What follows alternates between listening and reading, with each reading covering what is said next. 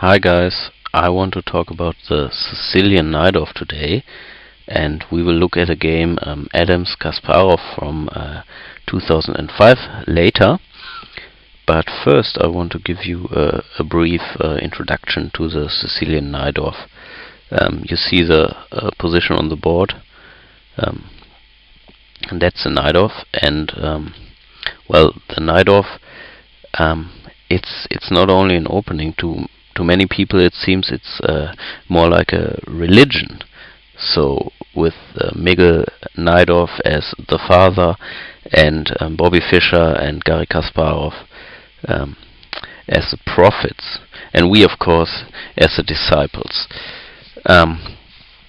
Yeah, but the difference to regular religions is of course that the father actually existed. So you can, if you have doubts still, you can look for proof. For example, on the chess-based mega database.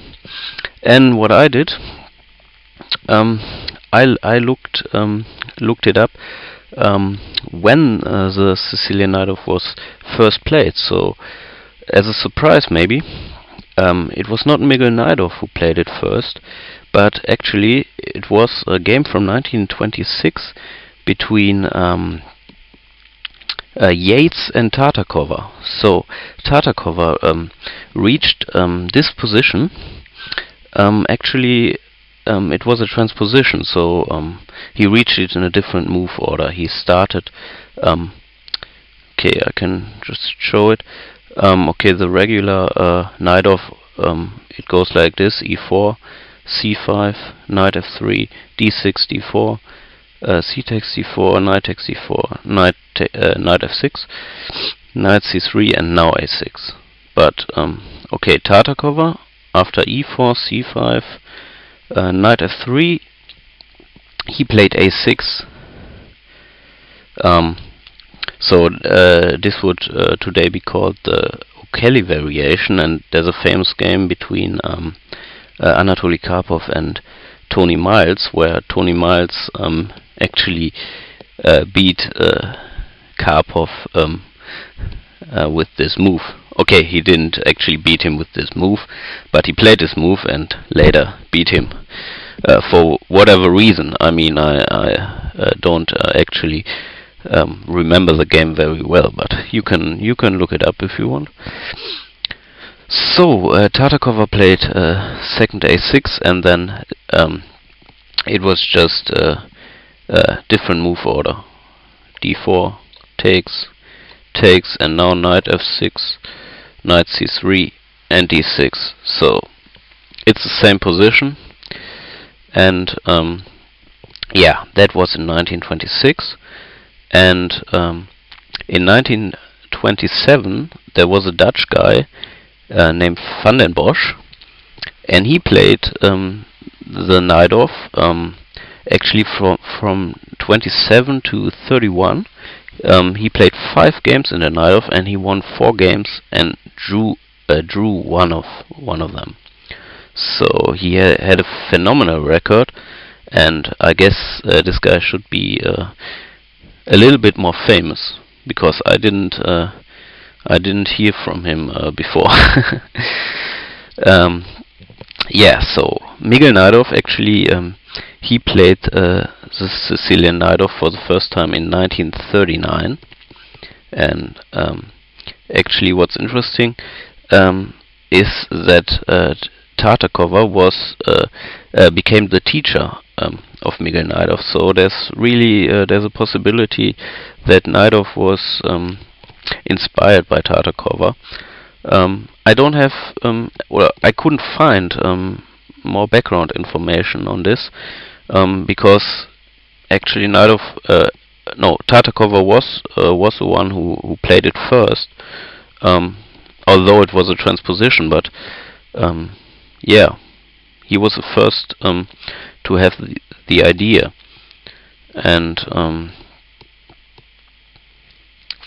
so maybe there are some chess historians out there have more background information on this. I really tried to find out, but whether Tartakova maybe he was insisting that he was the founder of that Najdorf-Sicilian, but okay, so Miguel Najdorf himself, he of course popularized the opening, and he was a top 5 player in the 40s and 50s, so yeah, he was a very famous player, and he beat a lot of strong opponents over the years. Yeah, so actually Tartakova and Najdorf, they were both Polish grandmasters, but Najdorf, he immigrated to Argentina in 1939. That was actually the year of the chess Olympiad, and he stayed in Argentina after that, because as a Polish Jew, he of course had he was afraid to stay in Poland, because the Second World War was about to break out. So yeah, so that was a good thing for him to stay in Argentina. It was a very good opportunity when the chess Olympiad was held there. So yeah, why did I make this video?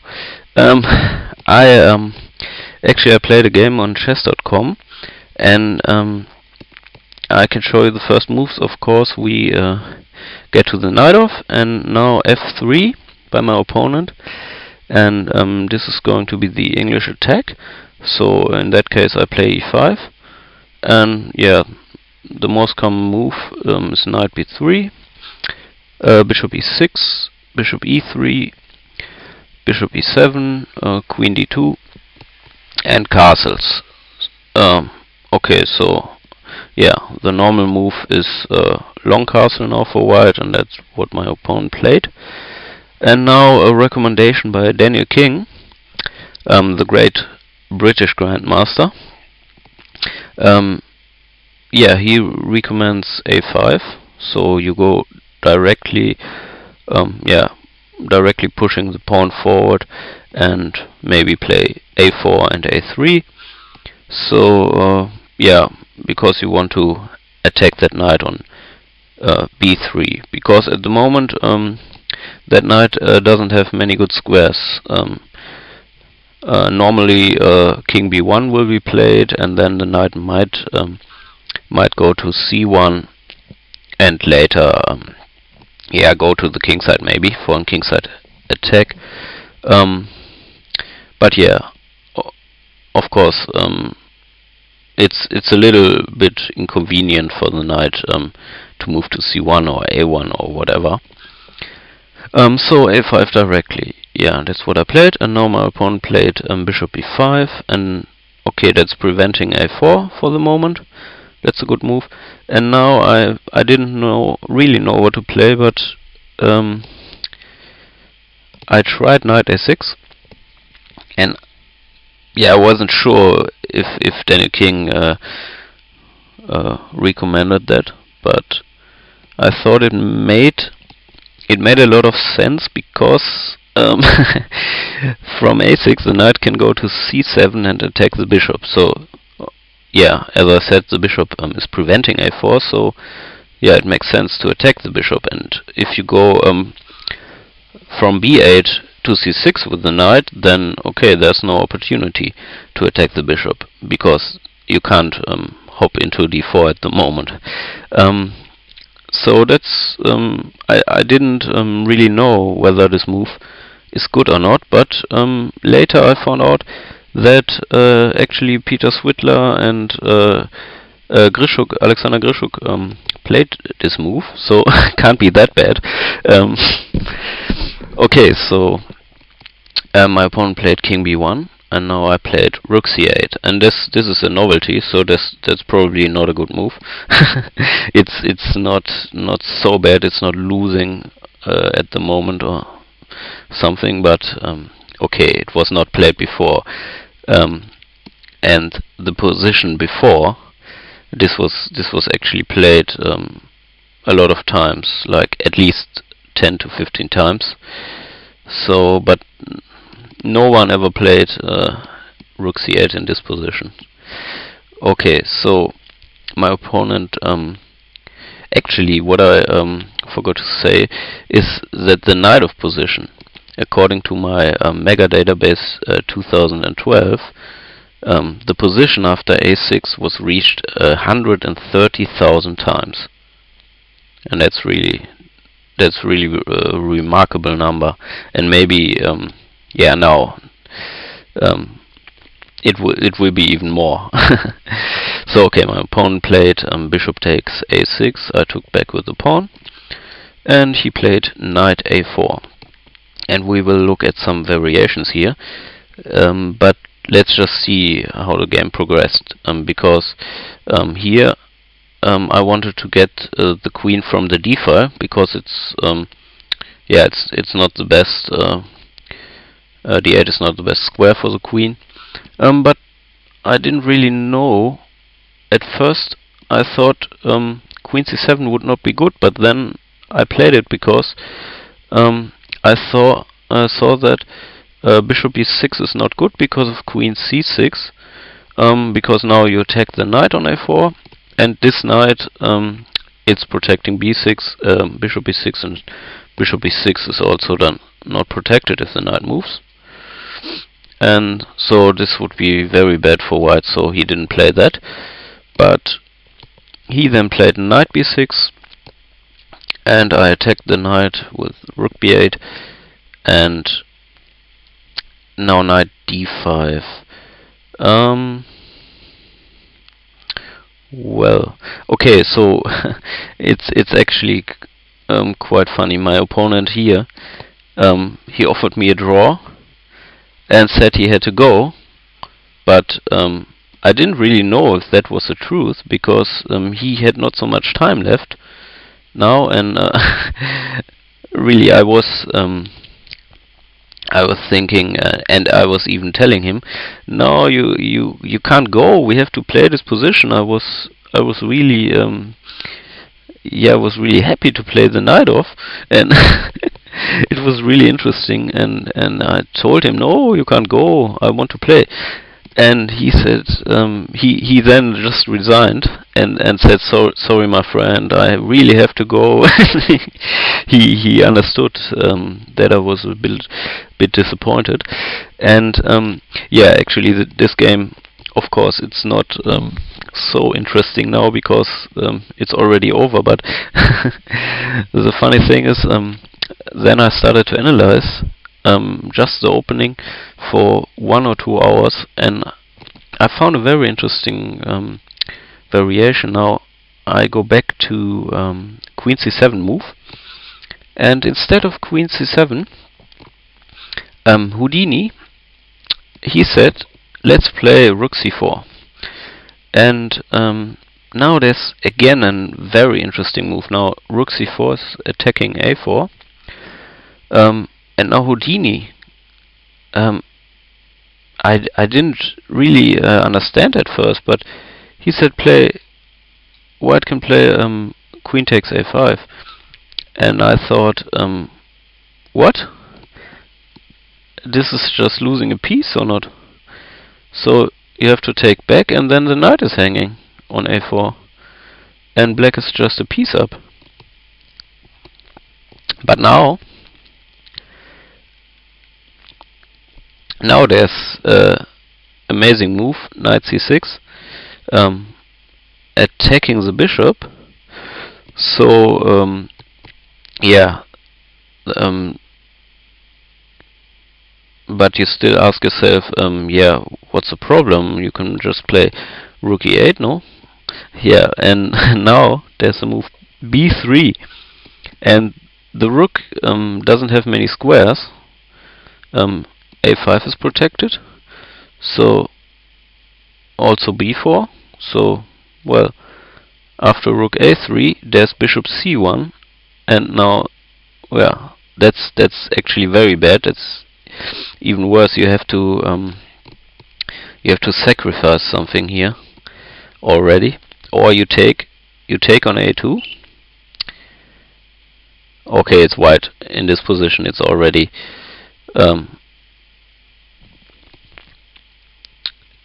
I don't know. I actually have to ask Houdini. Yeah, okay, Houdini is okay again. Very crazy move, of course. And now, what is he saying? Rook. Nah, let's take back. And now rook takes e4. And what is actually happening here? Now knight is taking with check, take back, and rook takes d6, because now at the moment black is a pawn up, but this pawn is gone now, and this is, yeah, this is quite even. Of course there's something to play for, but it's opposite colored bishops, so there's, yeah, many drawing opportunities. So after rook c4, let's go back. I wanted to show this. No, of course this, and now there's another different variation. We just looked at rook e8, but you can also take here king c1.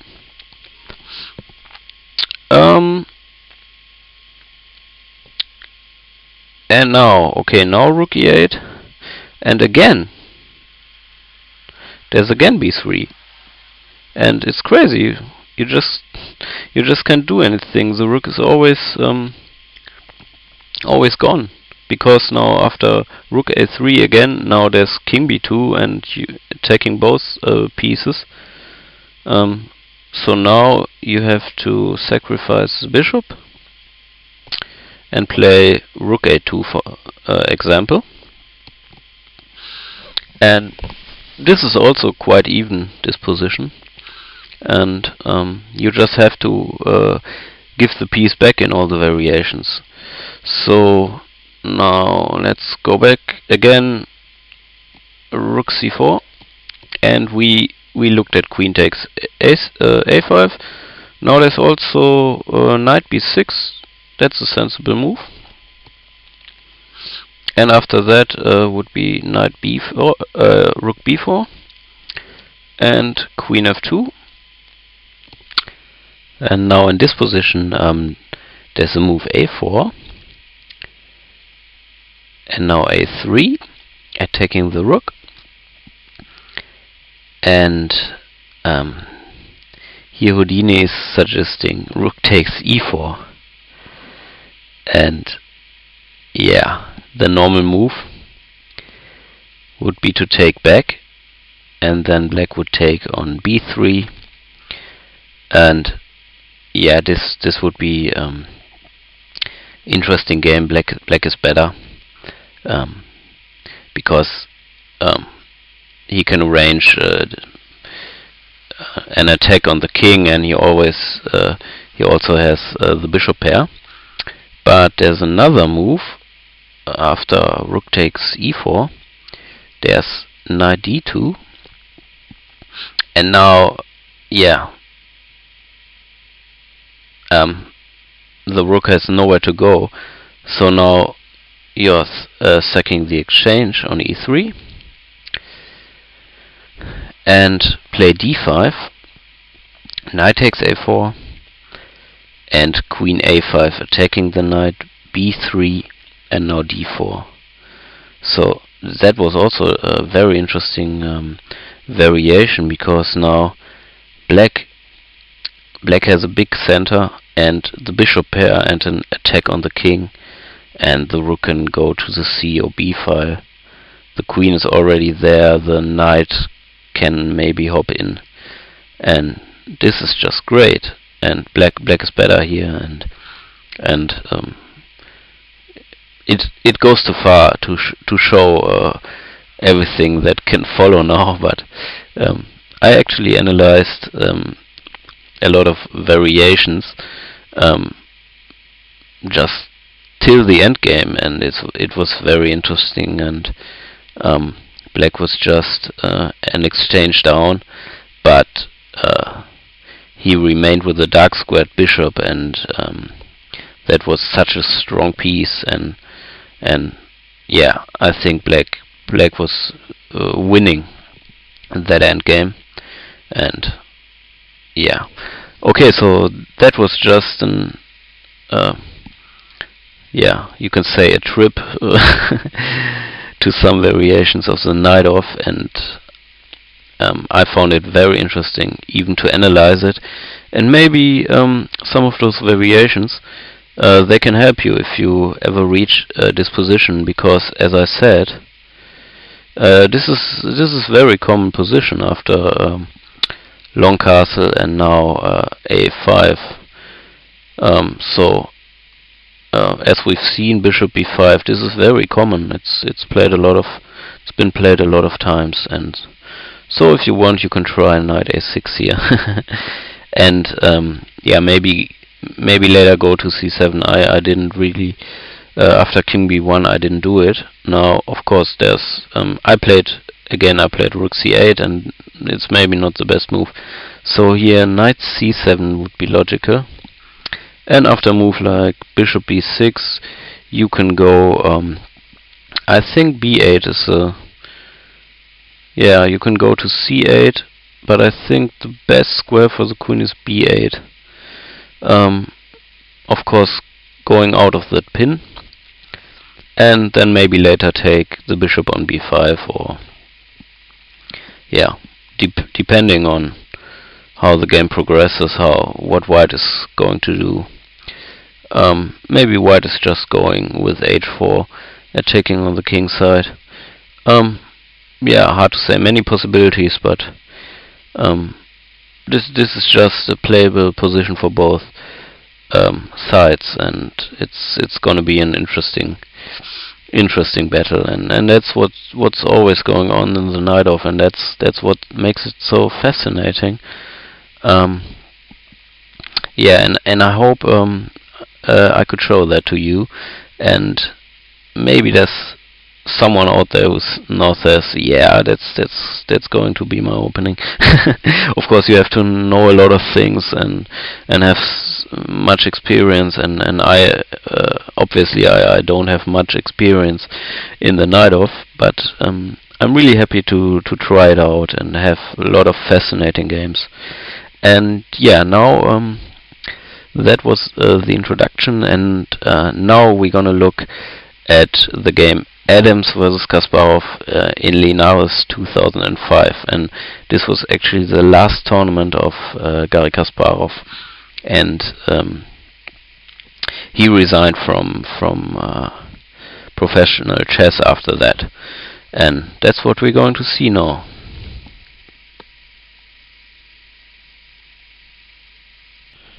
So the game starts with our usual move order, e4 by Adams, and did I say Tony Adams? I hope not. I meant Michael Adams. Maybe I was thinking of Tony Miles, also an English grandmaster, former grandmaster. He died. And okay, Michael Adams. So he played e4, and Garry Kasparov with the black pieces c5, knight f3, d6, d4, c takes d4, knight takes d4, knight f6, knight c3, and a6. Nothing unusual. And now it's bishop e3, and now in this position I would prefer to play e5, but Kasparov, he doesn't know better. Of course I'm joking. He plays e6 and bishop e2. So this e6 move, it's a Scheveningen structure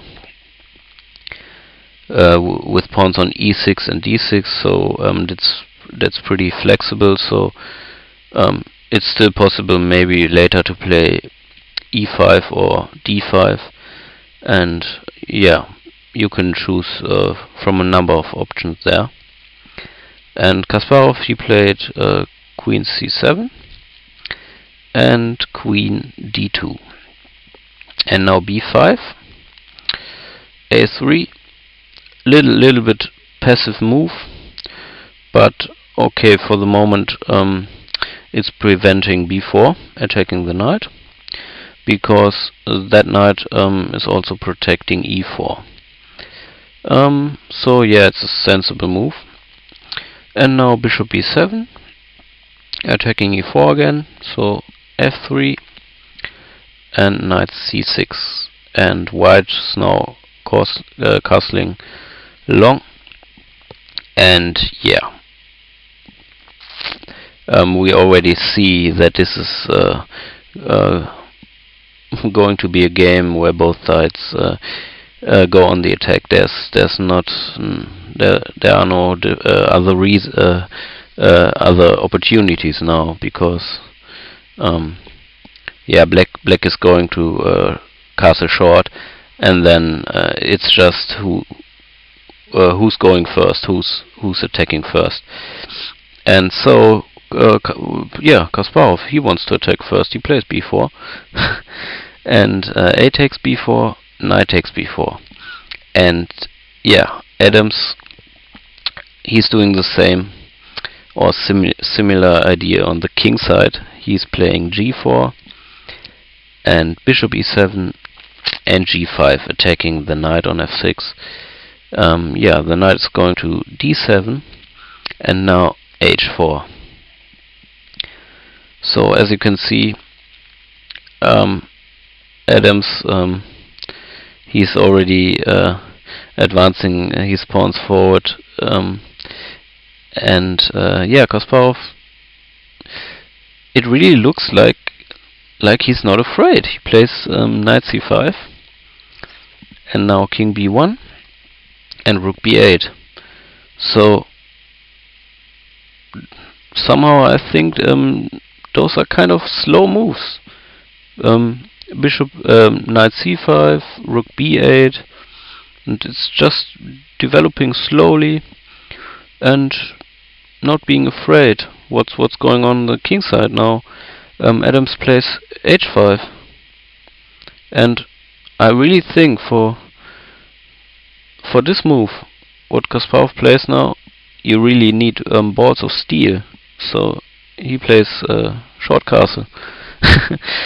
And of course Adams, he is going on g6 and bishop f6, going on that long diagonal.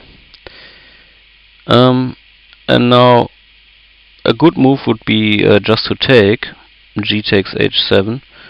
That's, yeah, it's very natural, but Adams, he plays rook g1, and now yeah, instead of rook g1, okay, let's see, takes, and of course I have my Houdini on for this game, because otherwise I would be totally lost.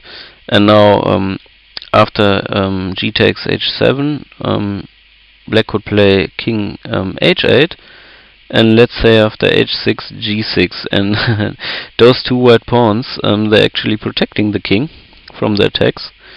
And yeah, that's quite a stylish position, I think, because the lines are closed now, and yeah, the pawns, yeah, they are very good protection for the king. And yeah, whatever, Adams played rook g1, and now Kasparov played another slow move, bishop a8, just getting out of the way of the rook. And of course this is very dangerous, but yeah, again, it's a slow move, and as if he's got nothing to fear on the king side. I mean, yeah, what do I know? Bishop g5 by Adams, and he's not Kasparov is not exchanging. He plays bishop e5, and now Adams takes on h7, and king takes h7, and now again after h6, there would again be g6, and yeah, it's still quite a nice position for white. but it's not a deadly attack or anything. It just looks dangerous, but again this pawn is protecting the king. Yeah, there's no attack on the h file. So yeah, and Adams, he didn't play h6, but played a not so good move.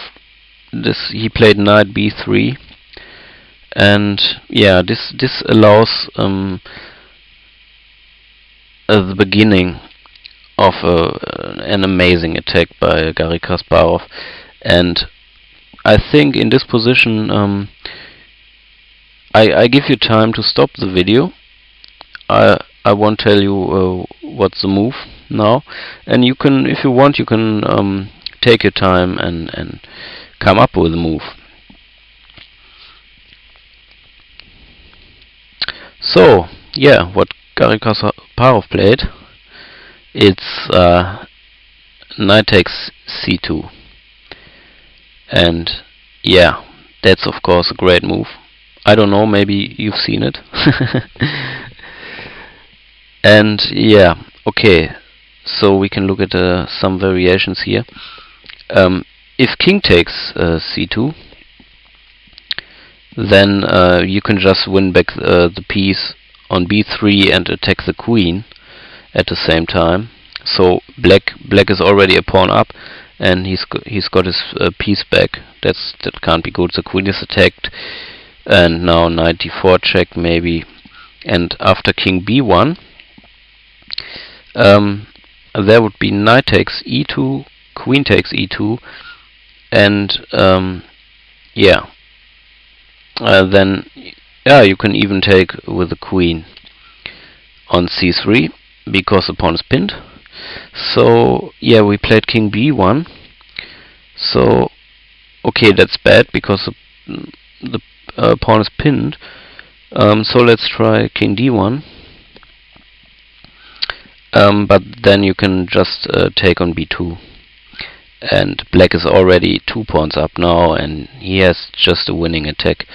Just amazing pieces. I mean, this bishop, it's not doing very much, but all those other pieces, even this rook, it can come to b8 or c8, and then it's also joining the attack, but all the other pieces are so strong.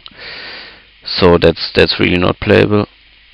So we looked at king takes c2, but also queen takes c2. Then again, you can just take back the piece, your pawn up, and yeah, there's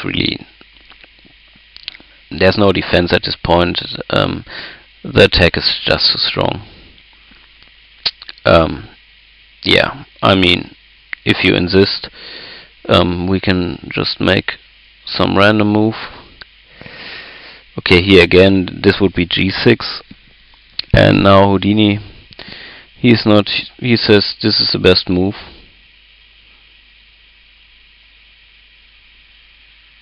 And this is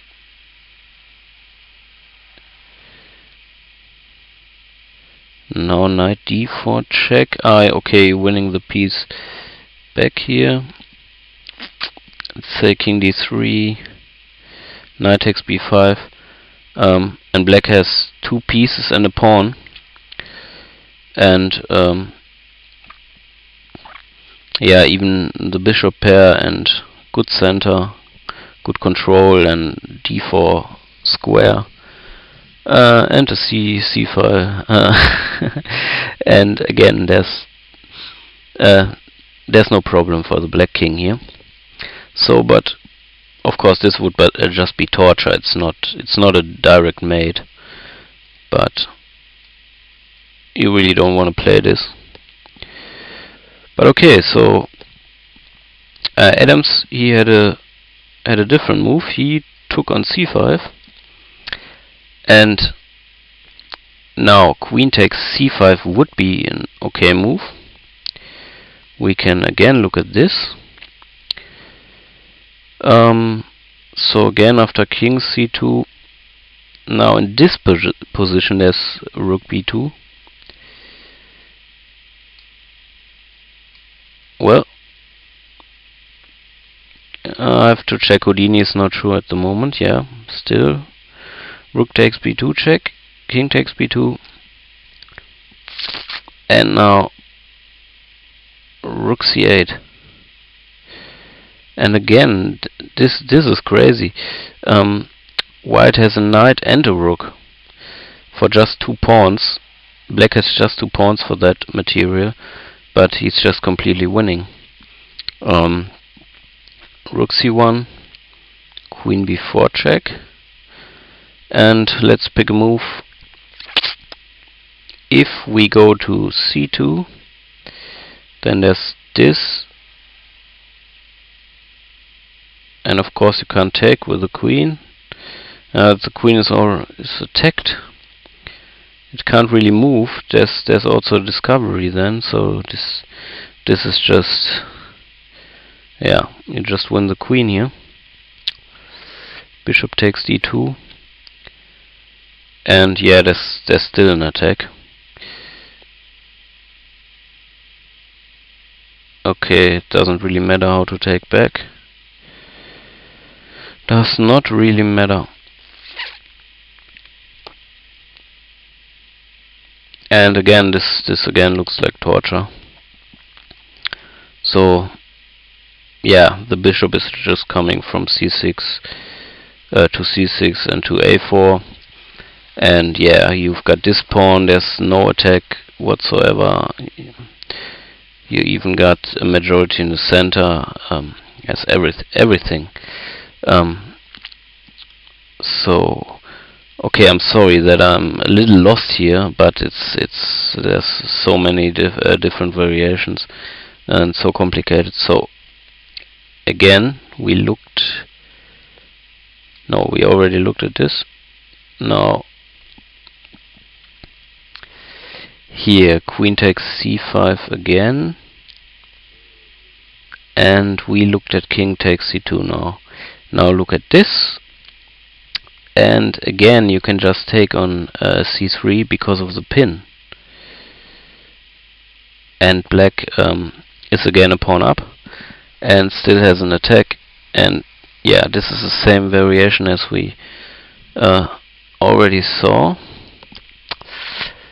Yeah, so again Adams took on c5, and now queen takes c5. It's a good move, but Kasparov, and he plays all Houdini's first choices, and again he does it.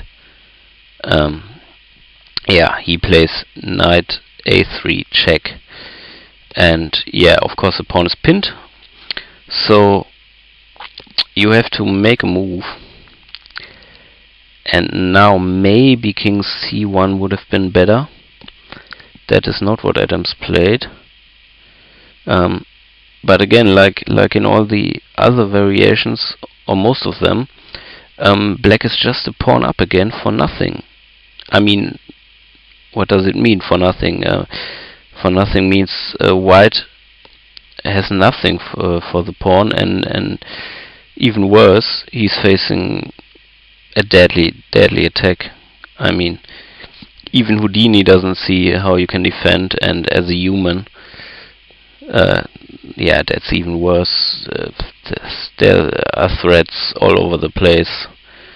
I mean, with this rook, this queen, this knight, this bishop, and this rook can also join, and again, it's only this bishop that's not doing so much, but on the other hand, you see the white pieces, the rooks.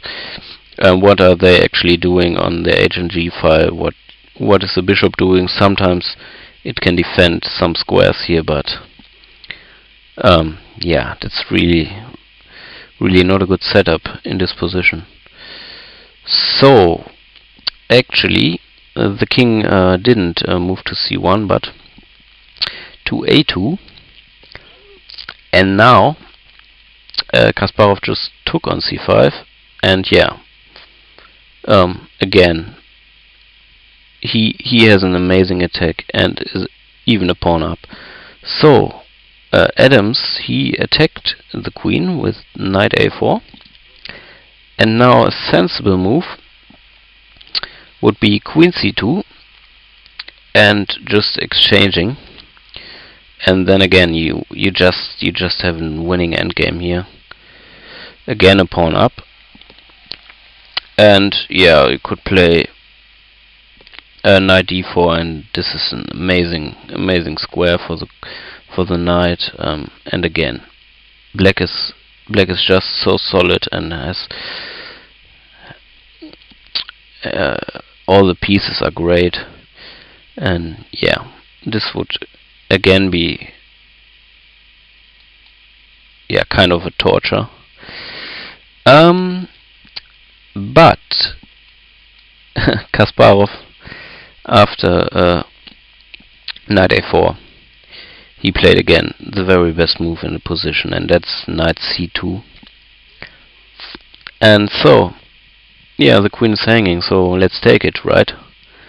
At least we die being a queen up now. So so there's rook takes b2 mate. Okay, so white can't take the queen because of mate. So what is white actually going to do? Well, do we have a variation here? No. Adams played king b1, and yeah, what is threatened here? Let's make just some random move like h6, and there would be rook takes b2, and knight takes queen a3, king b1, and queen takes b2 mate. So that's the threat.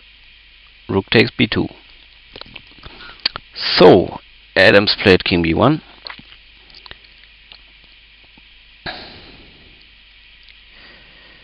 and yeah, in fact you could actually still play this, and rook b8,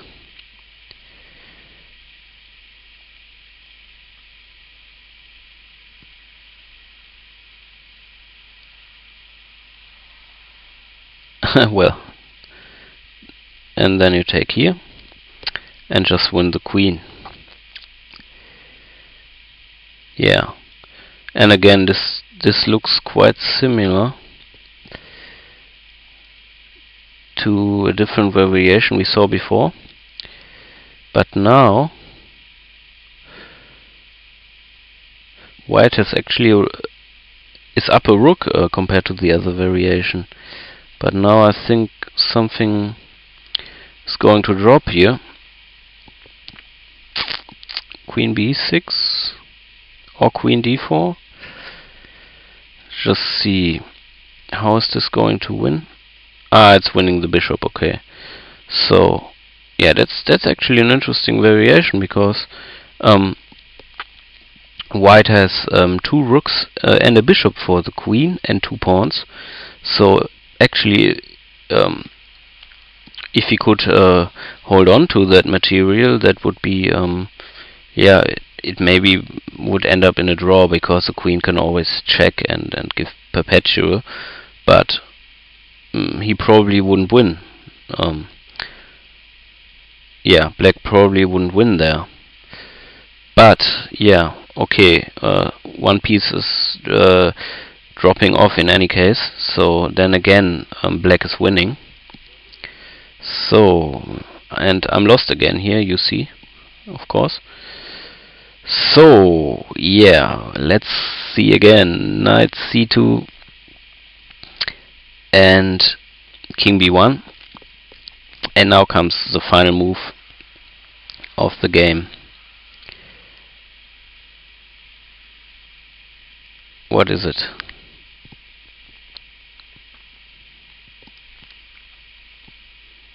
It's queen a3. What kind of move is that? Let's see. Okay, now let's take the knight. And I think there would just be rook fc8. And yeah, the queen has to go here. And again, black is just winning the piece back and is a pawn up and still has the attack. I mean, just look at those rooks and this bishop, the queen. And yeah, you can't survive it. And now if king takes c2, yeah, again you just take here. And okay, this seems to be even worse because you could take with the rook on b2. But actually better is bishop takes b2. Well, I guess you can just Houdini just wants to sacrifice all the pieces. Yeah. Just to be mated a little bit later.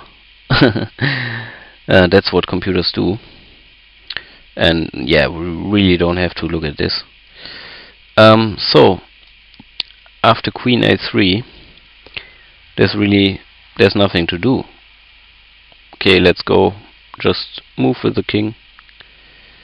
Now in this case, there's even queen a1, king c2 forced, and again you can play whatever you like. You can play rook fc8 check, and again you can take on a4, and again be a pawn up and have a decisive attack. King b1, and I guess we've seen, yeah, we just saw this variation now with bishop takes b2, but even rook takes b2, whatever. Yeah, just pick a move if whatever you want. And yeah, I found this game very exciting, and I still don't really get it. I mean, it's very hard to grasp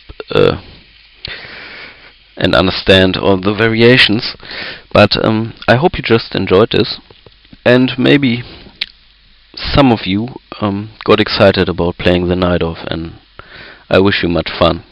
Bye bye.